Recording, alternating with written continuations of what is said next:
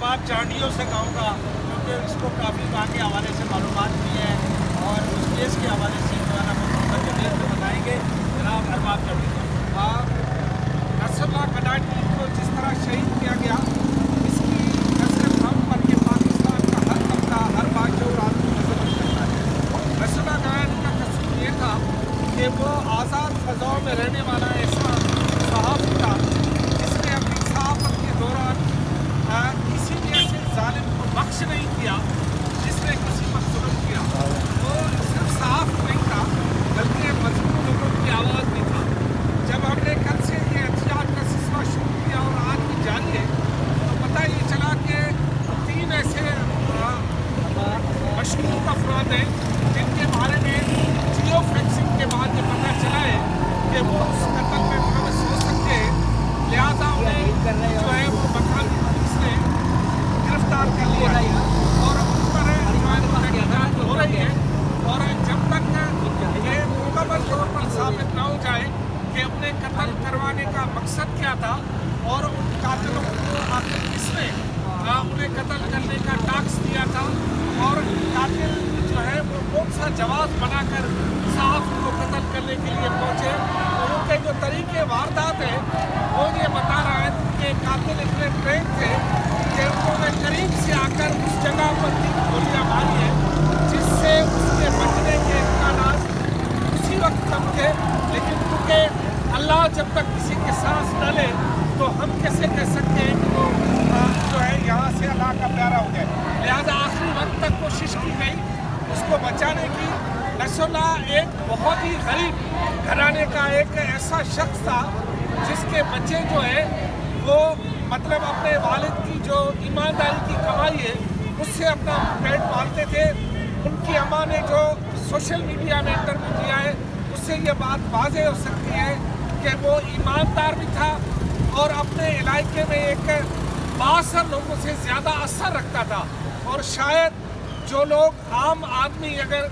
किसी ऐसे इलाके में पैदा हो जो कि सरफरोश हो, जो कि न डर हो, जो कि आज़ाद फ़ज़ाओं में रहने वाला हो, तो उसे 52 लोग किसी भी तौर पर कबूल नहीं करते। तो लिहाजा इस बात का तो यकीन हो चुका कि नसरुल्लाह कडाटी के कत्ल में वो लोग थे जो लोग आज़ादी सहाफ़त के ख़िलाफ़ हैं, जो लोग नसरुल्लाह जैसे लोगों को अपने इलाके में बर्दाश्त नहीं करते। मैं आपको बताऊं कि मीरपुर माचेले में 12 सरदार रहते हैं कबीलों के, कि किसी भी एक इलाके में 12 सरदार नहीं रहते कबाइल के, और वो कबायली सरदारों का घर समझा जाता है। आप यानी यहाँ से एक कोई चीज़ फेंके भी तो किसी सरदार में जाके पड़ती है, तो उस इलाके में नसरुल्लाह की जानिब से इस तरह की रिपोर्टिंग करना, इस तरह के मैसेजेस देना, आज़ाद और सोशल मीडिया के ज़रिए अपने लोगों की आवाज़ बनना, अभी तो बहुत सारी वीडियोस सामने।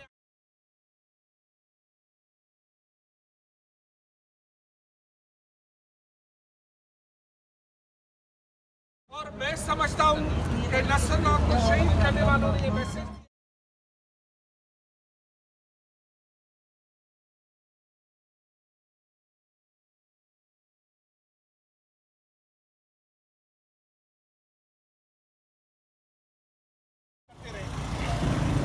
दोस्तों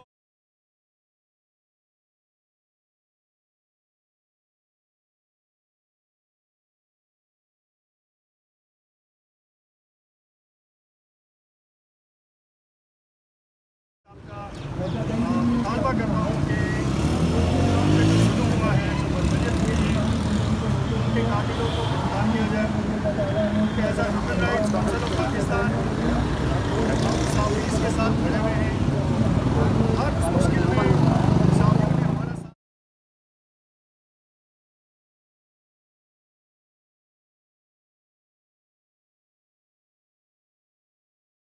और ये बड़ी अलार्मिंग सिचुएशन है तमाम सहाफ़ी हज़रात के लिए कि हम जिस तरह से अपनी रिपोर्टिंग करते थे कि सहाफ़ी का जो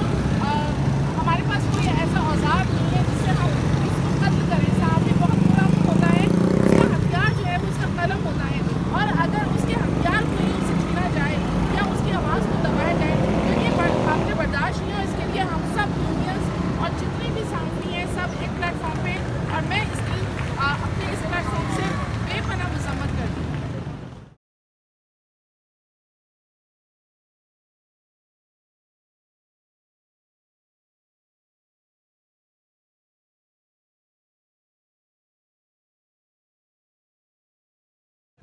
जद्दोजहद तेज हो।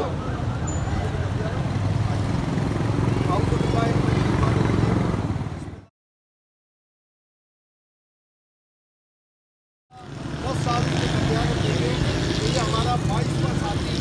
शहीद हुआ है। मैं दोस्तों की इंफॉर्मेशन के लिए जो हमारे दोस्त हैं, हमारा अजीज़ मेहमान मेहराबपुर जान मोहम्मद महद जो हमारा अभी शहीद हुआ है, शक्कर अजय लालवानी सादेपट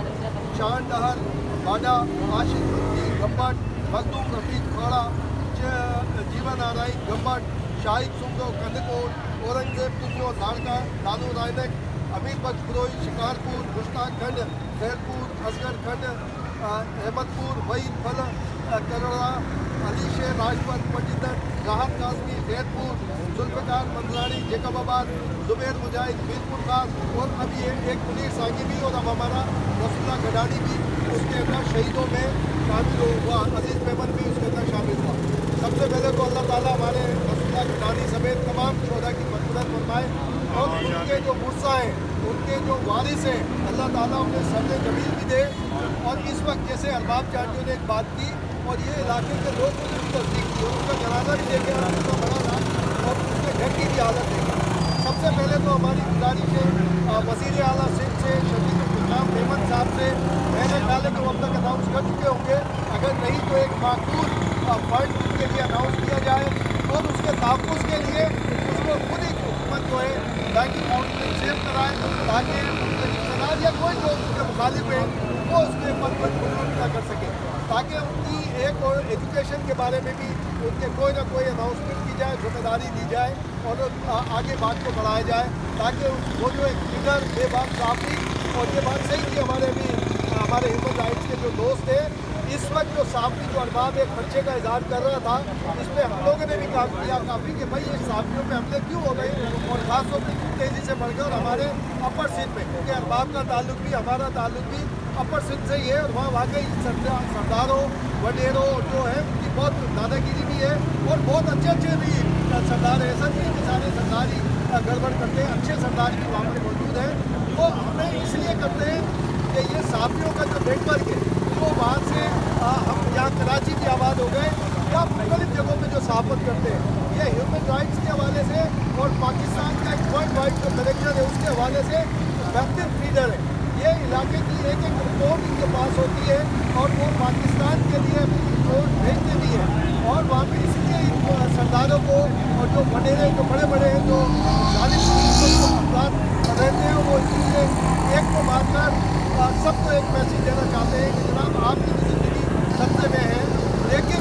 शायद उनको ये बात मालूम नहीं कि हम में से एक जो भी है इस वक्त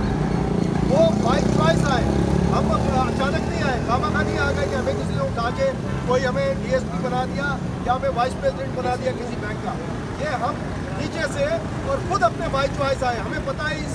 सहाफ़त में क्या क्या मुश्किल आते हैं, क्या क्या हमें झेलना पड़ेगा, क्या क्या, वरना तो हम में से हर एक किसी न किसी बैंक का वाइस प्रेसिडेंट होता, कस्टम में प्लेसमेंट में ऑफिसर होता और हमारे अपने साथ के दोस्त अब्बासी साहब खड़े हुए हैं, हमारे हम लोगों के साथ के दोस्त DIG की पोस्ट के ऊपर हैं जिन्होंने मुलाजमत हमारे साथ ली, हमारे सामने ली। हम भी आज कहीं ना कहीं DIG लिया सही है, आजा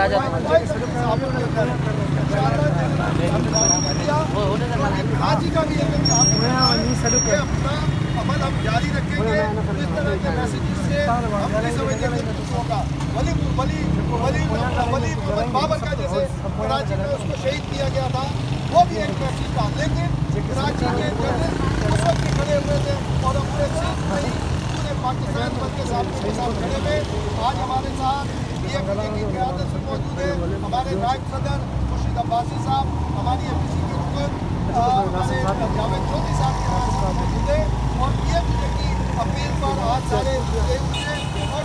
सोसाइटी के लोग रसूला गडानी की शहादत पर एहतजाज कर रहे हैं और हुकूमत से मुतालबा भी करते हैं। जो अभी अरबाब ने बताया कि इतना है कि गिरफ्तार कर लिया गया है, उसकी कहीं तस्दीक हो रही है, कहीं तस्दीक नहीं हो रही। हमारा ये है कि सिर्फ जवाबदार नहीं, सहूलतकार भी, और जो रीज़न है मर्डर का, जिसके लिए कई एक चीज़ें उसका मर्डर मुतनाज़ा बनाने के लिए सोशल मीडिया पे कई एक रसूला गडानी की जो मुख्तलिफ वीडियोज़ थी वो शेयर की गई ताकि ध्यान कहीं दूसरी तरफ जाए और हम सोचें कि फ़लाँ ने ये किया होगा और हमारी ध्यान इधर उधर बढ़ाने के लिए काम किया। लेकिन ये पुलिस की जिम्मेदारी है कि वो जो टारगेट है जिसने किया मर्डर किया है उसको भी पकड़े, सहूलतकार को भी पकड़े, और जो रीज़न है, और रीज़न यही है कि वो इलाके की जो शिकायत थी उनको भी सामने लाता था, और वो ऐसे शहर में सहाफत करता था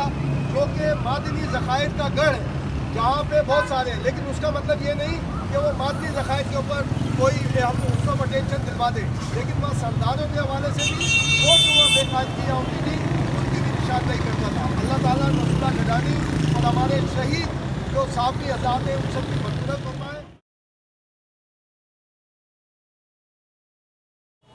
अब जो अतादार हैं उनसे भी अपील है कि वो कंपनसेट करे उसकी फैमिली को और माकूल किस्म का करे ताकि उनके बच्चों की तालीम भी मुकम्मल हो और वो आसानी से गुजर कर सकें। पाकिस्तान जिंदाबाद।